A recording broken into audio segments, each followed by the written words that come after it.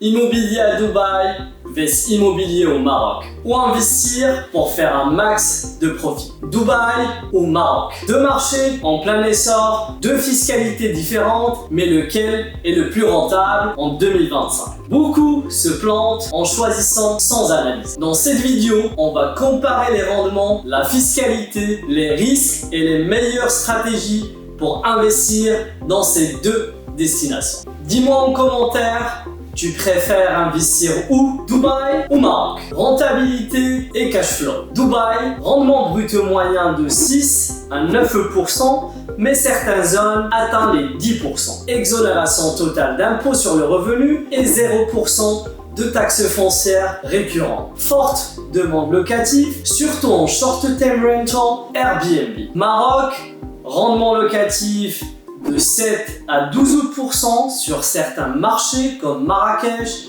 et Casablanca. Fiscalité douce mais impôt sur le revenu locatif progressif jusqu'à 38%. Potentiel de plus-value intéressant dans certaines zones touristiques. Verdict, si tu cherches du cash flow immédiat, le Maroc peut être plus rentable. Si tu veux un environnement sans impôt et un marché en plein boom, Dubaï est imbattable. Fiscalité et facilité d'investissement. Dubaï, pas d'impôt sur le revenu locatif, zéro taxe foncière annuelle, mais frais d'achat, il y a les DLD de 4% plus les frais de notaire. Maroc, exonération d'impôt sur les 3 premières années en locatif, achat, facilité pour les étrangers, mais taxe foncière annuelle, il peut avoir une exonération de 5 ans qui est possible. Verdict, si tu cherches une fiscalité ultra légère, Dubaï plus intéressant. Si tu es prêt à gérer un peu d'impôts,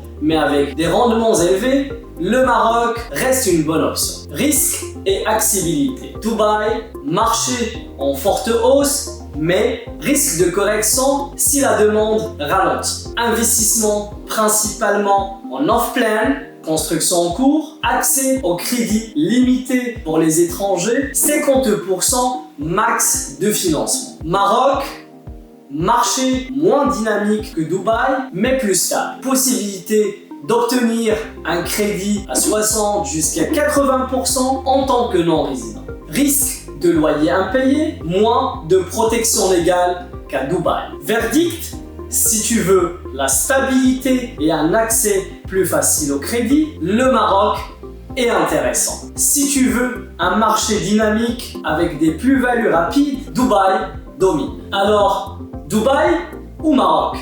Tout dépend de la stratégie. Dites-moi en commentaire où investirais-tu en 2025? Et si tu veux voir les meilleures stratégies pour investir malgré la crise, regarde cette vidéo juste ici. Dans l'épisode numéro 5, on va parler des meilleurs ETF et actions pour surfer sur la crise. Si tu veux savoir comment investir en bourse en 2025 sans te faire écraser par l'inflation, ne le manque pas. Je vous dis à la prochaine épisode. Investir sans frontières, la chaîne qui t'apprend à protéger ton argent, investir intelligemment pour préserver ton pouvoir d'achat.